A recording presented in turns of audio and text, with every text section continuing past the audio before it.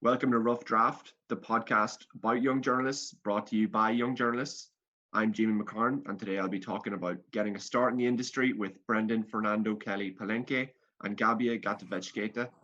How are you guys doing? I'm doing well, thanks. Good, thank you for having us. Good to hear. So you're both DCU journalism graduates, but do you want to introduce yourselves maybe in a bit more detail? We can start with you, Gabija, if you don't mind. Yeah, sure. So I did the BA in journalism at DCU from 2016 and I graduated last year. I was heavily involved with the College View, specifically in my final year when I was features editor and deputy editor. And I went on I was a freelancer with the Irish Independent all throughout final year. And in May of last year, when we did our intros, I got my internship with the Independent, and that's where I've stayed since then. So I've been full time with them ever since the internship, which is kind of how I got my foot in the door in terms of full time work. Great. And Brendan, what's your story? Well, I'm similar to Gabija. I also did the BA journalism at DCU, except I did the year below her. So I only graduated this year. And yeah, I was heavily involved with College View as well. So I was the deputy news editor when I was in the second year, and then I was the editor-in-chief in my final year.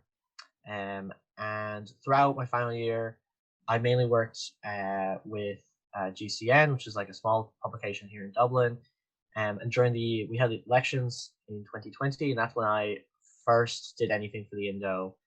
And then it was later this year that I got offered an internship there back in September. And since then, I've just kind of been working away. Great. So you both mentioned the College View. Do you guys think you learned a lot from your time there that helped you like later on in your work? Yeah, absolutely. I mean, it's I think student newspapers are normally the first point of a real life newspaper experience and a newsroom experience for a lot of the journalists. I did some work with regional papers, but it was great to be kind of thrown into the deep end, specifically in final year when it became almost like a full-time job for me. You're dealing with stressed writers, you're dealing with defamation, libel, you're dealing with sources, you're writing your own articles, you're editing, stories.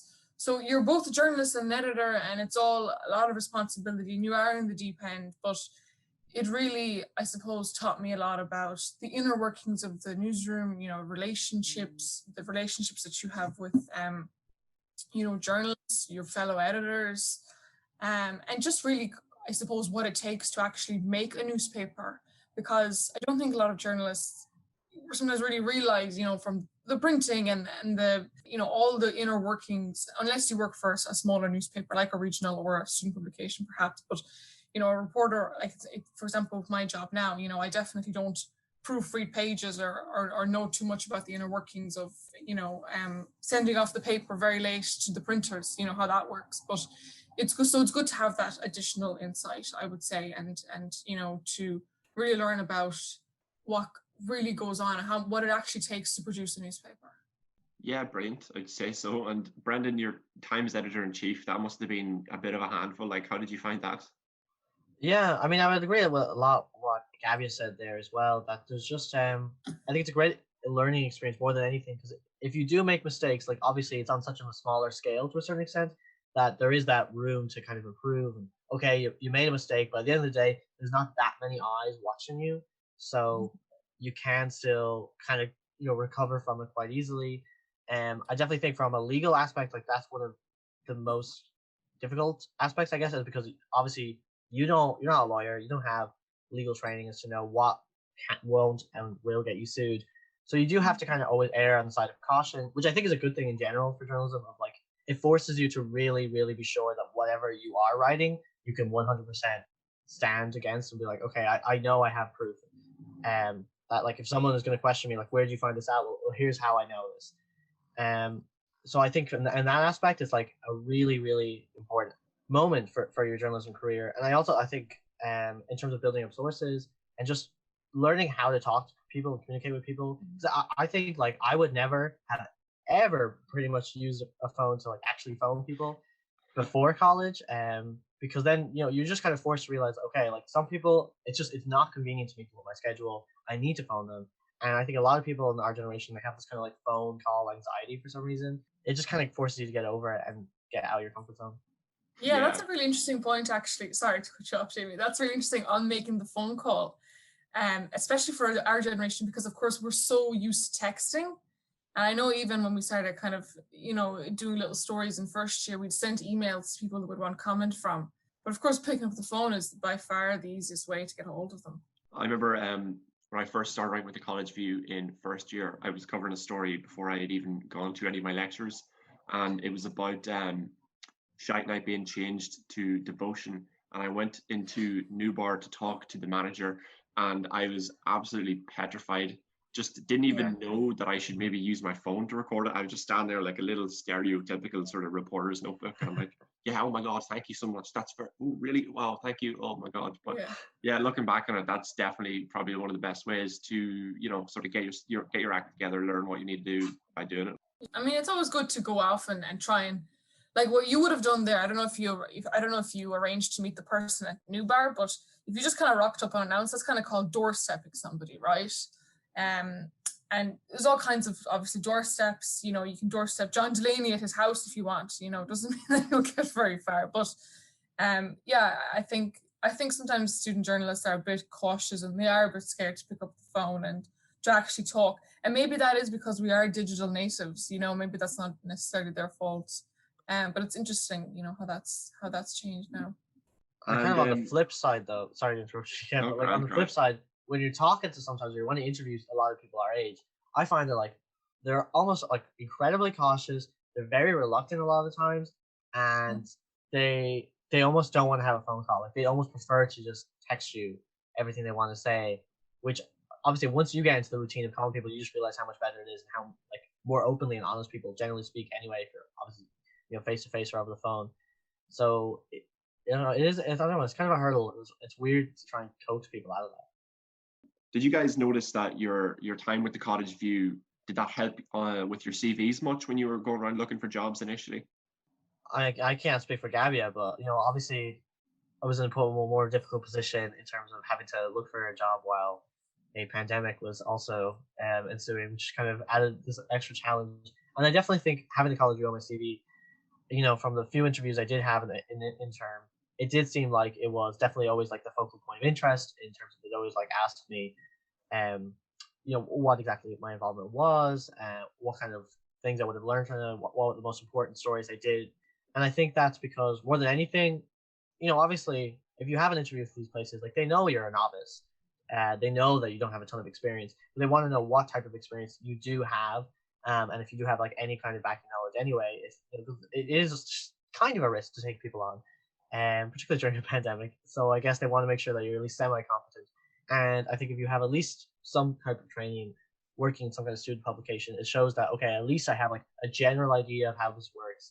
Yeah, definitely. I'm glad to hear that all the hours I've been putting in as a deputy news editor haven't been a complete waste. You mentioned COVID there and how it's just changed a lot of things about just daily work. Like Gabija, you started working with the Independent before the whole lockdown situation happened. Did you notice like a big change in sort of the way things were done day to day?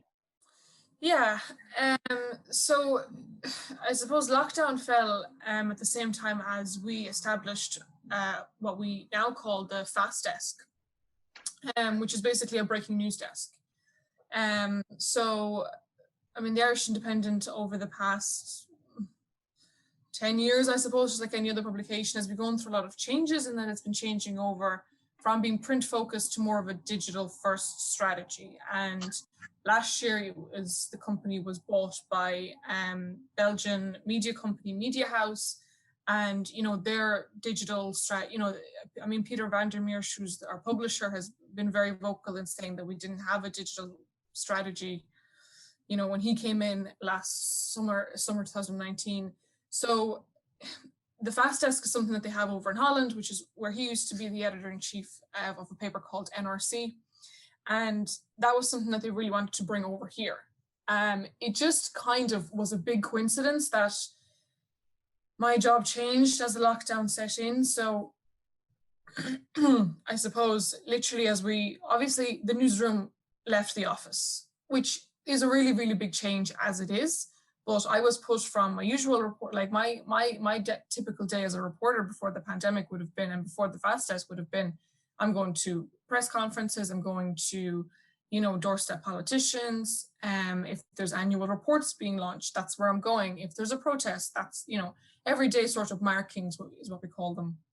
And when the fast test was put in place, there was 3 sort of younger reporters at the Irish Independent who, we were very familiar with online and independent.ie. And so we were put on the fast test, all of us, which was convenient for the first lockdown. So literally as we went home, it just became sort of like a desk job. You have set shifts and you just do breaking news. So, if there's a murder, that's your story. If there's a car crash, that's your story. If the latest homelessness figures come out and they're higher than ever, that's your story. So I've recently been kind of coming back off the fast desk and out and about reporting again, which is difficult, of course, with the second level 5 lockdown. So the job definitely did change in that it became more desk based. And I think all reporters don't just that across the board, in that you were suddenly at home a lot more and you're not out and about anymore. And there's no press conferences really apart from the daily COVID briefing. And you can watch that on RTE, you don't need to necessarily go there. So it was a big change, but not in maybe the way that you'd expect. It was because we had some sort of inner structural changes. On a bit of a lighter note compared to the current pandemic, do you guys have any stories of like mistakes or just kind of goofs that you guys made when you were starting out in your early days, when you weren't as old and wise as you are now? I suppose just things that you just kind of learn, like the Garda press office. I don't know if you've dealt with them much, but they're prolific for just being very difficult to talk to, especially if they don't know you. I've gotten to know some of them in the Garda press office. I've actually been in the Garda press office now, which I'm so proud to say. I've been to Phoenix Park, I've been to Garda HQ, and I've been in the actual office. So, I've gotten, I've made my peace with them now, so to speak. But, sometimes you ask them questions and they're like, what? Like they can tell that you kind of maybe don't really know what you're doing. I think kind of I don't have a specific story, but I think definitely in terms of the press office thing, is that's like a big learning experience that before I think I would just send things to the press office and they're like, okay, yeah, they'll get back to me eventually. But like you really just have to give them an actual deadline and say, yo, get back to me by this time, or else they're just not going to care. And obviously you always have that uphill battle in like a student publication anyway, but I think they're just going to obviously put you by the wayside because they know not many people are going to see it, so there's not that incentive to really get their message out anyway. So that was a big thing. It's like a lot of times you just send off emails and you'd be like, why haven't they responded to me? It's just like because you've given like no incentive for them to actually get back to you. Yeah, 100%. I also think that there's, in terms of legal issues, I think if you were pulled together a big list of all the stories of all the ideas that I've maybe had, and then I'll go speak to our legal manager and he'll just look at me like I'm crazy. I mean, the list must be miles long, I used to always drop into his office and I would just say, I have this idea, or I have this, or could we do something around this? And he'd always look at me like I have 2 heads. Don't have him sitting in the corner of my room, but so it can be a little bit more difficult sometimes. But so even, for example, I'm here to give you a very live example, a very live story is the Carlow Presentation College and the now infamous assemblies they had last Friday. So there's been a lot reported about that. But like, if you think about what the story is, so, what were these girls told at the assembly? You're not allowed to wear leggings, but then there was also comments made about staff of the school. So if you're thinking about that, there are things that were told to a load of maybe 15, 16, 17-year-olds, and then they went home and then they told their parents. And if the reporter's lucky, they might get some of these parents, but they're already taking secondhand information. So you have to kind of think yourself, okay, if I'm actually going to print certain things, is this 100% and is this legit? And I think we've seen, there was stuff that was flying around social media yesterday. I think we've seen a lot of news publications today have really pared back on it. And we did as well last night, before even publishing the story. because sometimes you just have to triple check that what you know is correct. And I think editors, especially when you're new, they'll really try and push you, and they just want to be extra careful. So it's, that's a good thing though, of course.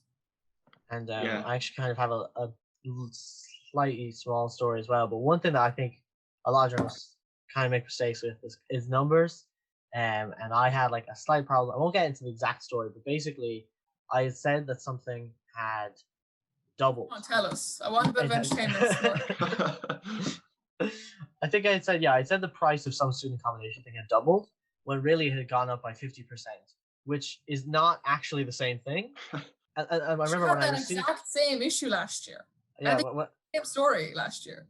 I said it doubled and it had gone up by 50%. And then I got the email from the person being like, "This is incorrect," and I was so at first so indignant about it. I was like, "No, this is correct. This is 100% correct. I can't believe they would have the audacity to send me this. They're just trying to save themselves. How rude." And then of course I was talking about it with someone else, and then they said it. And it's that moment where you're like, your pride kind of falls to the side because you're like, oh, you feel like so embarrassed. I'm like, I can't believe I was like, I'm so right about this, and then you're actually just totally wrong. You published the story, did you? Yes. Unfortunately, it wasn't a big problem though. Thankfully, they didn't have. They were just like, "Can you just correct it?" And it was fine.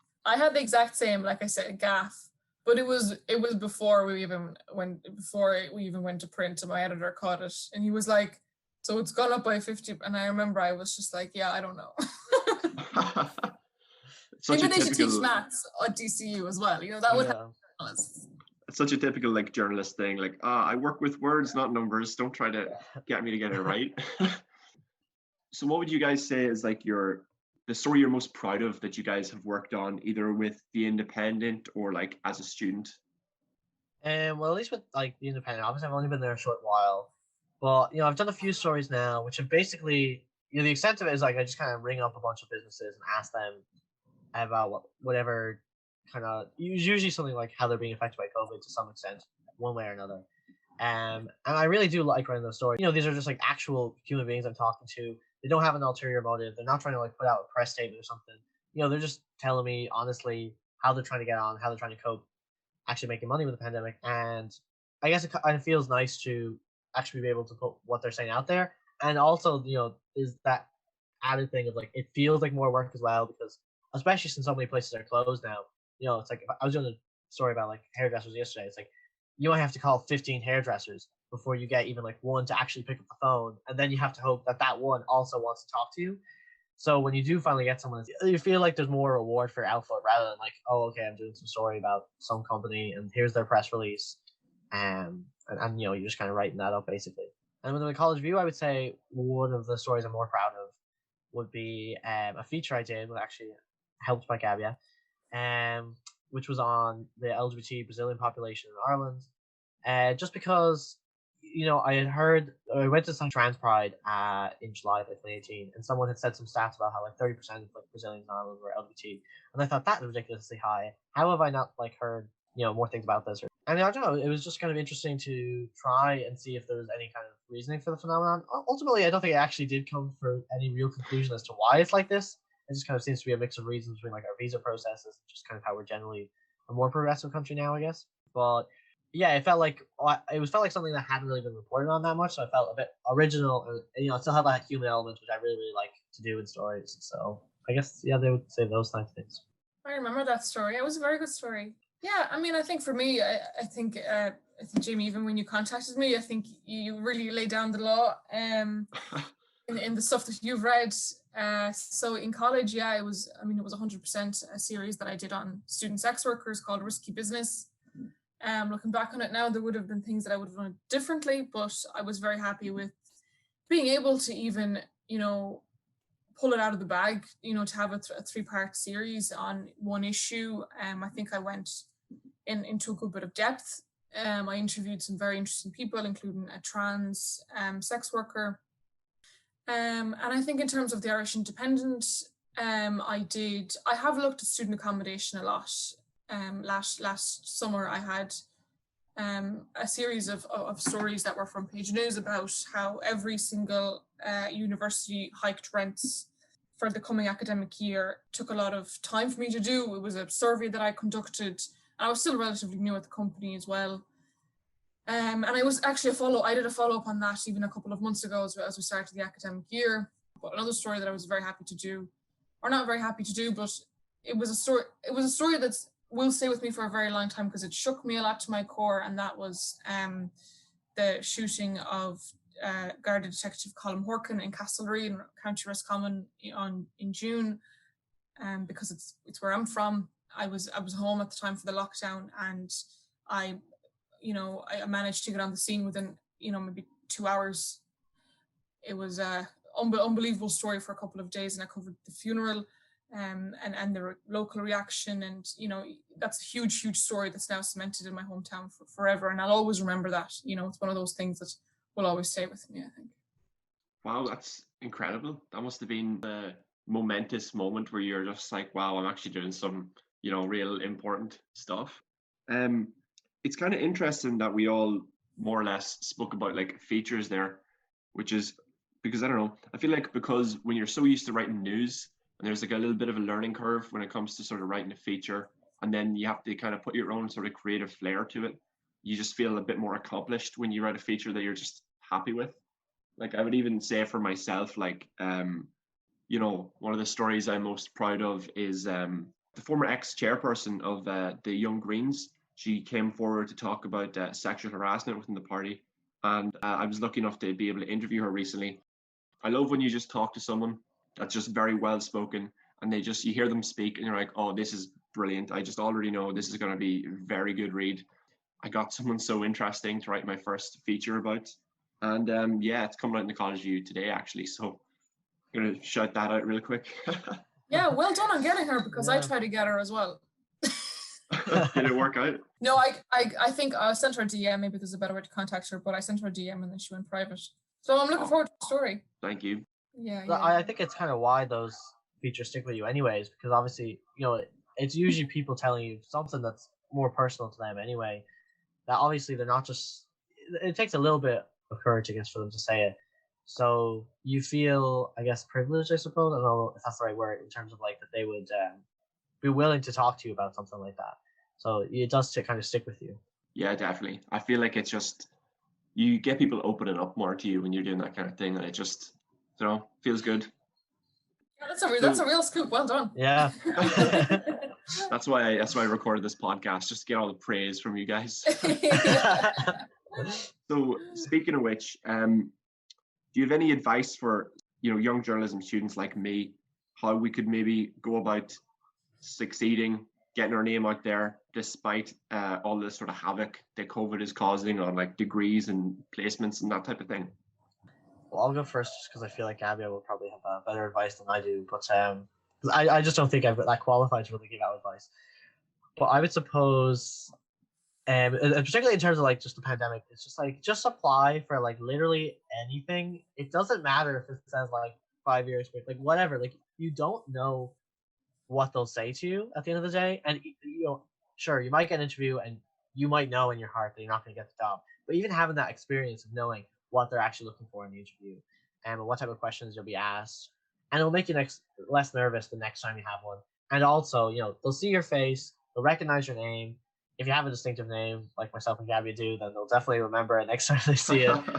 So I think it's just to kind of go for every opportunity you can, because you're not really like above anything. I think that's also important to think, is like it's very easy to like give yourself your own ego and be like, I would never do this or I would never do that. But at the end of the day, if you kind of want to actually like make money doing this, to a certain extent, you have to be like, okay, I'm gonna put this self aside. And I'm gonna write about, some Irish celebrity I've never heard of. There's nothing wrong with that. At the end of the day, someone wants to read that. Brendan probably has more of an insight because he's actually gotten a job during COVID, because that's going to be a real challenge for him. I mean, I think it was definitely very hard to find a job. I still don't really know what the best place to look for a job is, whether it's like Indeed.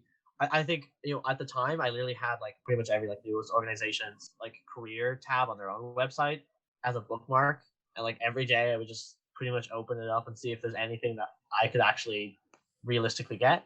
And like even the internship I had here, like you don't, like this is why I'm saying like go for every opportunity you can, because you don't know where that could take you. Like, so I actually interviewed for a job originally at the Sunday World because they were starting up a web, they were bringing back their website. Basically, they wanted more people to write online content for them, and so I just went for that job, and ultimately, obviously, I didn't get it, but they said they just really liked me in the interview, so they recommended me to people in I&M, and that's how I got started here at the internship. So if I didn't go for that job in the Sunday World, then I would have never gotten this. And I think some people, like obviously the Sunday World, more tabloid type of paper, and definitely think there's some attitudes of some people who are like, I will never work for a tabloid. But at the end of the day, like there's plenty of good journalism in tabloid papers. So that's why I would say just literally any opportunity you see, go for it. Obviously, the biggest and hardest thing is, does it pay? And I think that's a big question for a lot of young journalists is like, you want to work, but you want to work for like the actual money. It is unfortunate that I think that some people, they just can't take every opportunity because they're not in a position where they can, leave their part-time job to go also work, 30 hours a week for maybe nothing for like 3 months in the hope that they'll get a job afterwards. So I don't know why I ended on that sad note, but yeah. Yeah, true though. Yeah, no, that's good advice, and I'd echo a lot of that. And I really cannot overemphasize the importance of getting to know other journalists in your industry. Don't ever have an attitude of, I don't like them because of a story that they wrote, or I don't need them, or never have that attitude ever. I think anybody who's a working journalist to a student journalist can be of invaluable help, because that certainly was the case with me when it came to the Irish Independent. The political correspondent there at the time, or one of the polcors at the time, there was Laura Larkin, who was from Castlereagh. And if it wasn't for me deciding to profile her for a Kevin Rafter lecture, I reached out to her and I said, can I interview you? Can we go for a coffee? And she agreed, and she said, look, I'll put in a good word for you if you ever want to do a few weekends or whatever with us. And if it wasn't for her, and then I think Rachel Farrell was also brilliant, who's one of our audience editors. She was a year ahead of me in college. I also asked her, what's the best person to reach out to do some of this work? I cannot overemphasize how important it is to get to know the other journalists in a place where you want to work, and who are your age, who are older than you, who are younger than you, and try and make friends with them and try to make connections that way, because they can give you stories, they can give you pointers, they can give you help, they can give you someone's email, and maybe they have a contact or a source who's going to absolutely save your day, if you're stuck. So yeah, and that's why I miss the newsroom so much, especially working from home, because I love having the chats with everybody, and I love seeing journalists working. It's just so exciting. Like the Sunday World, for example, and the Irish Independent and the Sunday Independent were all in this one big merger of a newsroom. And whenever I walk by the Sunday World, they're like a little family. They're always having the crack. They're always joking around. You see Patrick O'Connell, who's just won Crime Journalist of the Year. He's about to head out and doorstep somebody who's been convicted for, peeping through someone's windows, or, and it's going to be a great read on Sunday. Or you walk by the Sunday Independent and you see Niamh Horan, and she's writing like some comment piece that's going to, get Twitter fired up on on the weekend. You walk by even our desks, you see, the polcors on the phone, and you just know they're talking to a minister. And it's just, that's just me being a big, I don't know, journalist nerd, but I love that, and there's nothing that compares to it. I don't know, that's a bit much, but yeah. No, that sounds brilliant. I can't wait to hopefully be in that place myself. So great note to end the podcast on, just talking about how much the journalism nerd you are, how much of journalism nerd we all are. That's really useful. Thanks so much, guys. Brilliant advice. Thanks for going, on the record, so to speak. No Very problem. insightful. It's our privilege. Yeah. Great advice there from Brendan and Gabija. Go for every job you can. Network like there's no tomorrow. Thanks for listening to the Rough Draft podcast and stay tuned.